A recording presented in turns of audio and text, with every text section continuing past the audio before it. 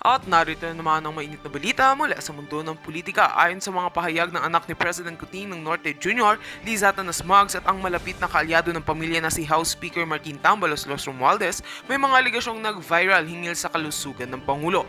Isang seryosong isyu ang lumutang na di umano'y isang insidente ng panlalason ang naging sanhi ng kasalukuyang kondisyon ng Pangulo. Ano nga ba ang katotohanan sa likod ng balitang ito?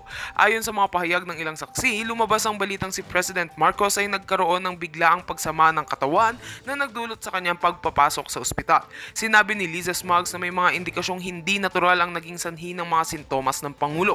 Hindi binanggit ng opisyal kung anong uri ng substansya ang maaaring naging dahilan, ngunit binigyan din ni Liza Smugs na ang mga pagsusuri ay ongoing at patuloy na tinitignan ng mga eksperto. Isang bagay na naging malaking kontrobersiya ay ang di umano'y pagka 50-50 na kondisyon ng Pangulo sa ospital.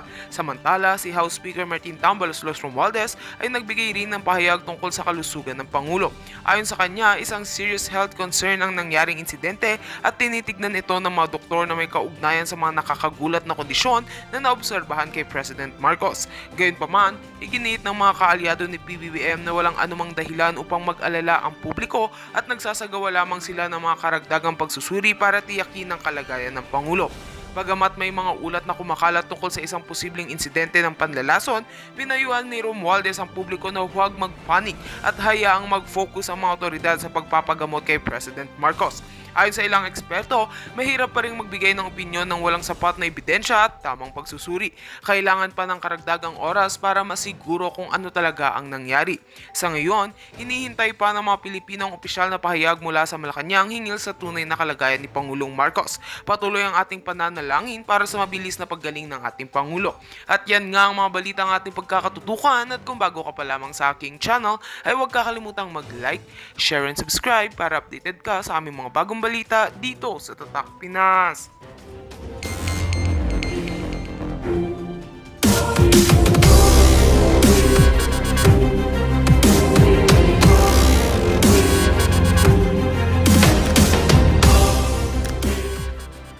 Actually, sa state na yun, until now, actually kanina, before pa ako pumasok dito, chinek ko, nag-check ulit ako, binasa ko ulit yung mga screenshots ng ng mga items na blanco. Tapos ni-research ko ulit kung ano yung mga sektor na hindi napunduhan ng mabuti, ano yung mga sektor that would be possibly ang corruption na mangyayari ay nandun na kaloob. Tinignan ko ulit, pero ang ano ko pa rin ngayon is parang, oh my God, is this really happening? Is this going to happen? All of these things in a matter of time? Parang, oh my God, sign na yung budget. So anong gagawin natin? Hindi ba ito kayang isalba? Yun yung mga tanong ko sa utak ko eh. Na parang ngayon, parang hindi ko pa rin siya alam mo yun, you're in that process of trying to internalize everything, pero you are in that state na nasa-shock ka pa rin. Yun ako, I'm not kidding. Parang, oh my God, is this happening in the Philippines? Parang ganon. Ang dating ko. Oo, na hindi na lang talaga mga DDS ang nag-iingay. No. Na yung INC naman, hindi DDS yan kasi sumuporta yan sa UP. No? Alam natin na yung INC, napakalapit ng founders niya dun sa pamilya ng Marcos. No? Pero nagsalita sila doon sa aspeto ng politikal na ginagamit na ang Kongreso at saka mga walang katuturang mga bagay imbis na tupagin yung problema ng bayan. Pero makikita mo rin na yung mga dilawan at saka yung mga normally mga sip-sip buto sa presidente gaya ng Makati Business Club ay nagsalita dahil nga dito sa pagbaboy sa budget na hindi pa nila alam na nagkaroon ng fill in the blanks budget pala yan. No? At pero ang tanong ko nga, ito 5 milyon ang nagpunta sa rally o nagkakaisang sabihan ng Pilipino, DDS, Dilawan at saka yung mga negosyante na mali na ang nangyayari. Anong tingin mo, Mother Dragon, anong tingin mo naman sa kasagutan ng gobyerno? No?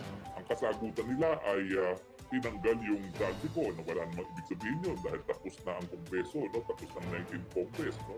So ano ang tingin mo ang naging kasagutan ng gobyerno? Ano ang dapat na maging kasagutan ng taong bayan kung sabihin naging kasagutan ng gobyerno?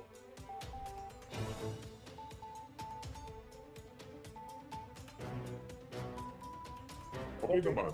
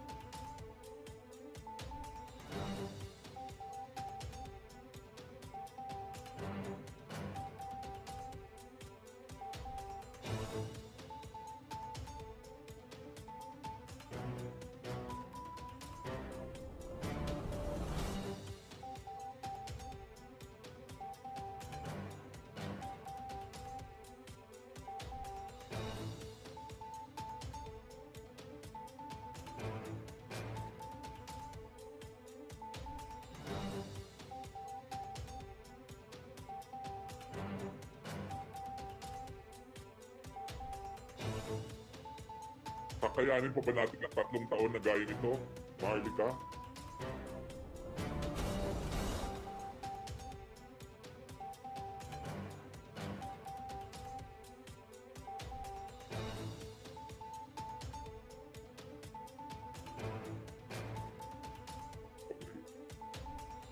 Okay. Well, yeah. Prof. Ana, well, anong tingin mo dun sa logic na abay ang agang pinapunta mga iglesia doon sa Quirino Grandstand pero ang programa ay alas 4 wala pang isang oras natapos na ang programa, no? Parang may inaantay yung iglesia bago sila nagsimula ng kanilang programa eh. Ang inaantay ba nila eh kahit papano eh magkakaroon ng mensahe ang administrasyon dahil alam naman nila na ito'y para sa kapayapaan at kapayapaan na ang bantay na gagaling doon sa mga politiko, no? So, sa tingin mo, nabigo ba yung iglesia doon sa pag-aantay ng kahit anong mensahe galing sa administrasyon? At sa tingin mo ba, eh, katanggap-tanggap yung naging kasagutan na tinanggalan si Zaldico? At anong tingin mo ang susunod na hakbang na gagawin ng iglesia matapos na linabas nila yung panawagan nila, kapayapaan, itigil ang pamumulitika, at upagin ang problema ng bayan, pero ang sagot ay tinanggal lang si Zaldico. Ano tingin mo ang susunod na hakbang? I think naman sa akin kasi, una lang sagutin ko lang kanina spoke yung sinabi mo, no? Sa akin kasi, ang issue ng national budget at saka yung controversy at the moment na, you know, the budget is surrounding the budget. It's not an issue of DDS. To be very frank, it's an issue of every Filipino. Yun ang dapat malinaw dito eh. Huwag natin itong gawing na Duterte faction, this faction, that faction. No, it's not like that eh. This is an issue of every Filipino. This is an issue of the whole country. Kaya lahat tayo may pakialam dyan. In the very first place, lahat tayo nagbabayad ng buwis. Ako nagbabayad ako ng buwis, my God. I'm not kidding, I'm studying, finishing my PhD, but still I'm paying taxes. So yun eh. Totoo naman eh. Yun naman talaga, lahat tayo. So na medyo minsan na lang ako na parang minsan kinukuhain nila na ang DDS lang yan. No, it's not. Try to, kumbaga sa ating mga kababayan, tignan niyo ng mabuti yung mga issues na tinatalakay. Kasi baka naman makita niyo na ito talaga ay talagang legitimate issue ng bayan at ng bawat Pilipino. That's one thing. On the other hand, yung sinasabi niyo folks na matagal nga nag-umpisa ata sila ng mobilization, maaga pa kasi nag-open tayo ng ating broadcast around 8 o'clock. Pero marami na tayong nakikita na nag-marcha sila, nakakuha tayo ng mga footages, tapos may mga na-interview tayo na pumupunta na dun sa iba't ibang panig ng Pilipinas na magsasali sa rally at even dito sa Manila. So parang, pero hinintay nila hanggang alas 4. Imagine that from 8 to 6 o'clock actually to around 4 o'clock before yung official program or yung programa talaga na may mga nag-speech and all that ay parang tagal, di ba? Tapos nagkaroon na ng mass up yung mga tao, iba-ibang parte ng Pilipinas. So ano yung basa ko doon? Ang basa ko kasi, I think, ang pamunuan ng INC, kasi ito ay INC-led naman talaga na January 13 na rally, na peace rally, is naghihintay sila ng sagot galing sa gobyerno before pa sila magsalita or before pa mag-start yung program. Hinihintay nila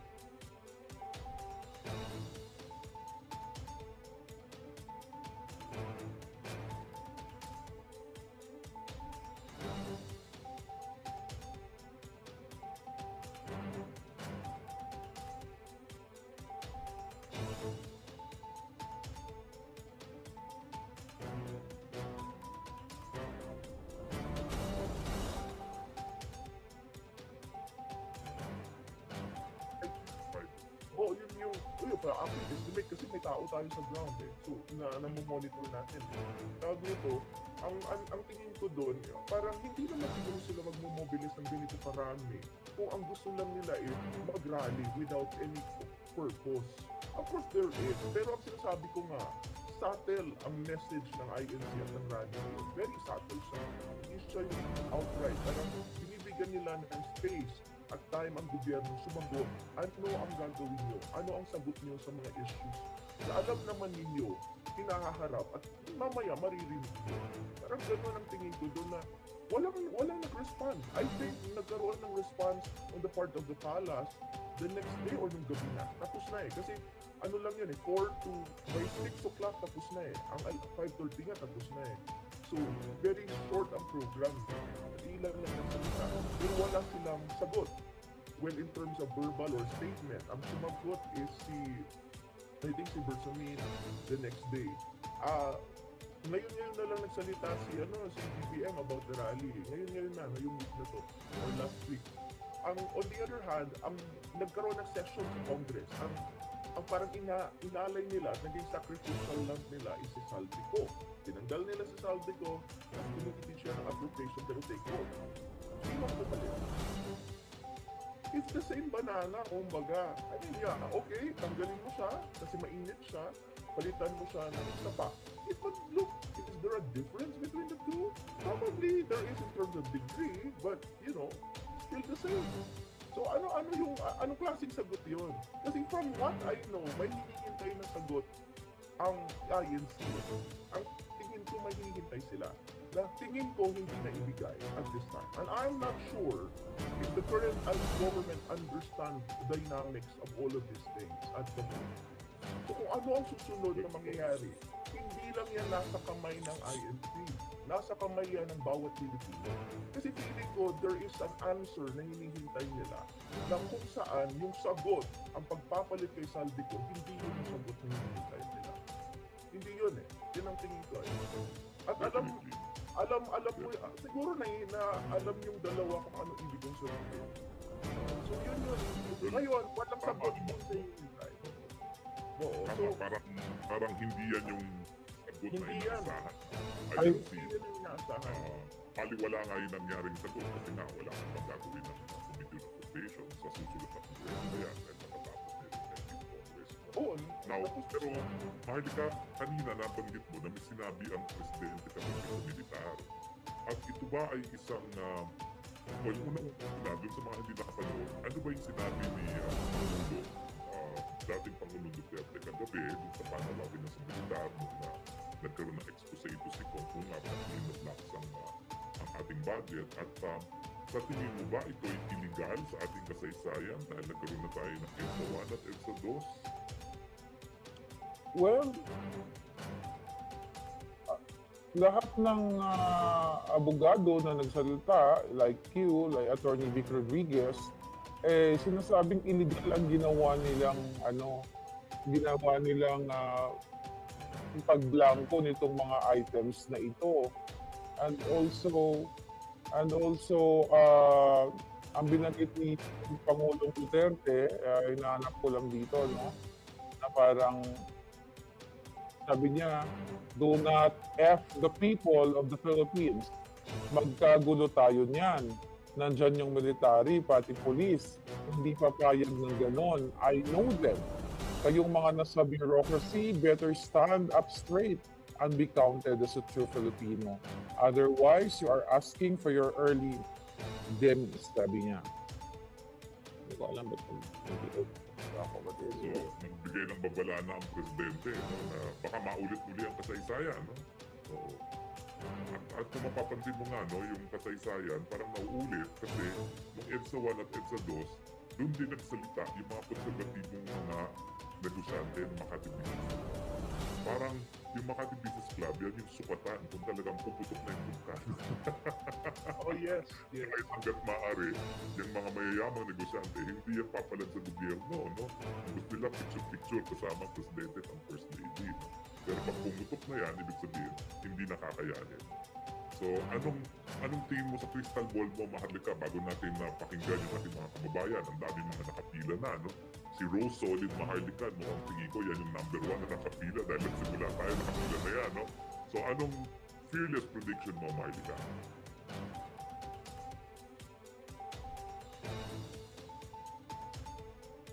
Papalag na ba ang taong bayan? Diba? Sorry. Oo. Well, dapat talaga totoo yung sinabi ni Pangulong Duterte na hindi, hello. Yeah, dapat talaga talagang ngayon pa lang early demise na sila, mawala na sila sa mundong ito. matunaw na sila. Yun ang gusto ko mangyari. Kaya kita tinatanong ng ganyang mga bagay dahil nasa Amerika kayo. Yeah. Dapat talaga magurgot na silang lahat. Oo. Maglaho na sila ng bonggang-bongga. Kasi sobra na yung ginagawa nila, kawawa yung mga Pilipino. Oo nga, no? Parang, Anyways, Folks, Ana, kababayan natin, no, na ang daming nakapita ngayon, no? mag-restart lang ako kasi ang daming, talagang sobrang nag-i-echo ko eh. Babalik ako. oo. Ayusin mo na lang. Oo. Ayusin mo muna. Tama ba ako, Prof. Ana, na unang sumali sa atin itong si Rose Solid Maharlika? Siya ba? Yes, ay mamaya, before anything else, mag-ano lang akong bigay ko ng guidance sa ating mga kababayan, no? Na nandito sa Kongreso ng Mamamayang Pilipino. Lahat po kayo may pagkakataon makapagsalita at makapagpahayag ng inyong mga saloobin at damdamin.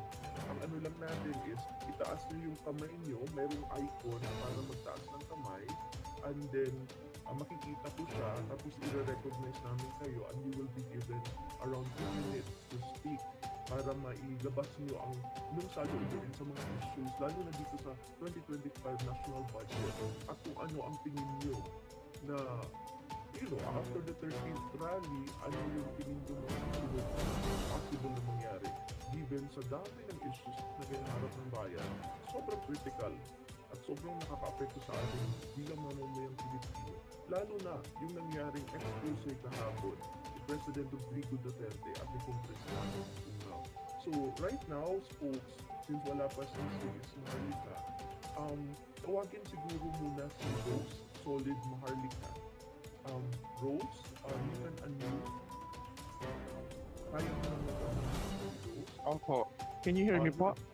Oo. Okay. Yes. Loud and clear. Ayan. Okay po. Magandang hapon o umaga dyan sa iyo, Maharlika, sa inyo po, Prof. And Spokes Harry. Napakasimple lang po ng aking sasabihin. Ako po ay taxpayer. Isa po akong magulang. At di ba po, nasa rally din po ako, tayo ay nag-vlog doon at marami akong na-interview. Totoo po yun, Spokes Harry. Meron po ata silang inaantay. Kasi Sabado pa lang, yung iba doon ay nandun na po. At tapos napakaikli po ng programa. Diba po, hindi na nga po masyado nakaakyat sa live dahil yung yung signal issue. Pero lahat po ng mga nakausap ko doon ay parang may inaantay sila. Ang sabi niya, gusto niya sana magkasundo. Yun po yung word nang lagi pong may tatanungin ako. Yun po yung sinasabi nila, sana may magkasundo at mapakinggan tayo. Yun po ang lagi nilang sinasabi. Anong tingin mo? Ano ang dapat na susunod na hakbang ng taong bayan matapos na parang hindi napakinggan ang daing at kahilingan ng Iglesia ni Cristo at ng napakadaming kababayan natin? Actually, masaya naman po nung nagtapos yung ating programa ng INC doon. So, saksi po ako doon. Yung pag-exit ng lahat, naging successful. However po, sa tingin ko, dapat po, magsama-sama na po regardless kung anong religion. Kung makaano ka man, kung DDS ka or what, ito po ay para sa Pilipino na. Sa atin na po, para sa future po ng mga anak natin. Lalo po ako, 3 po anak ko, Spokes, Prof. Ana, alam ni Maharlika yan ni Claire. So that's why ako ay pusa na binibigay ko ang oras ko at sinasama. Nais ko talagang sumali sa mga ganito at magpanawagan sa lahat. Kasi po hindi po lahat ay may social media eh. Kaya po minsan yung iba bumababa ako sa palengke, nagtatanong-tanong ako eh. Nag-survey po ako, Spokes. Hindi po lahat ay may social media. Hindi po lahat nakikita yung ating ginagawa. At hindi po naman po lahat ang traditional media hindi po pinapalabas ang totoong saloobin ng taong bayan. At doon po ako nanggigigil. Doon po ako nanggingit-ngit. Salamat, Rosa. Hindi ka lang ang isang nangingitit. Nanggigigil na po. Milyon tayong nangingitit ngayon na spread ang nagpapasa ngayon o tapos samantalang karamihan sa atin naghihirap. Then hi nga Opo. pala sa ating si Gerson sa mga text niya. No? So anyway, maraming salamat, Rose. No? Prof. Ana, sinong susunod nating your Thank you order po. na tatapagin? Salamat, Your Honor. Ang susunod po natin na tatawagin ay si Samsung SM1 146. Samsung? Oo. Yan. Magandang hapon po, May 2 Prof. minutes Ana. po kayo. Opo. Magandang hapon po, Prof. Ana, at Atty. Harry. Magandang hapon. Kasama rin po natin si Maharlika. Inaayos lang yung kanyang sound system. Madam Maharlika, magandang hapon dito sa Pilipinas. Magandang kung anong oras sa buong mundo. Ganito lang, kahapon, unang bukas ko ng internet ko sa umaga, nakita ko yung expose ni Maganto na 777, 30.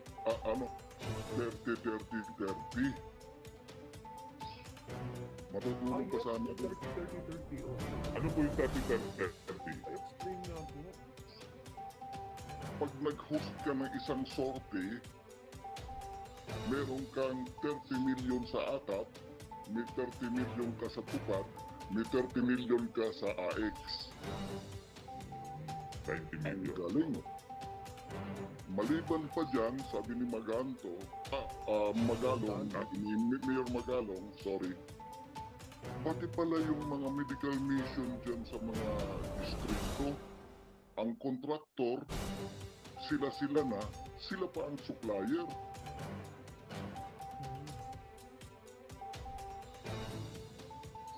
Correct.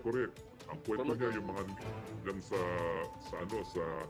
ano bang kaliyan sa yung packet ng Baguio, Cannon Road, no? Yung mga nilalagay na net.